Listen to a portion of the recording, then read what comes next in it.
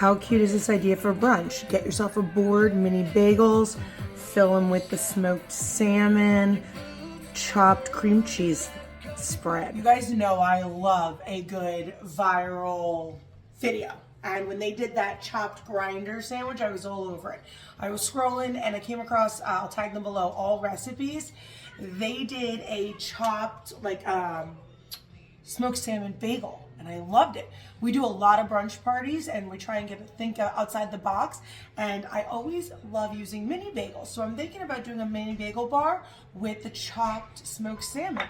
We're gonna put this down and smear it right in the bagel. I just used around a half a block of good Philly cream cheese, and this is around 4 pieces of the smoked salmon, and I get the mix pack from Costco. So we're gonna put that together there. A little bit of capers, a little bit of red onion, which is pretty much, it was a quarter red onion and it was like a teaspoon of capers. And this was 2 things of scallions I had just to put. And everything, the bagel, I get the one from Trader Joe's and it has the salt in it. Everything in the bagel makes everything better.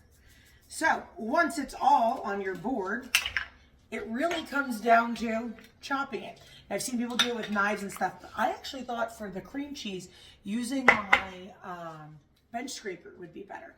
And just start chopping and fold it and chop it. I'm thinking scoop and spread. You know, this reminds me of like when you go buy those specialty cream cheeses, but now it has a little bit of everything in it.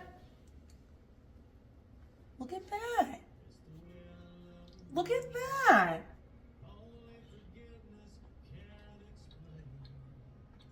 Ooh. You get a little bit of everything in one bite. All right. I think this is a good trend to follow.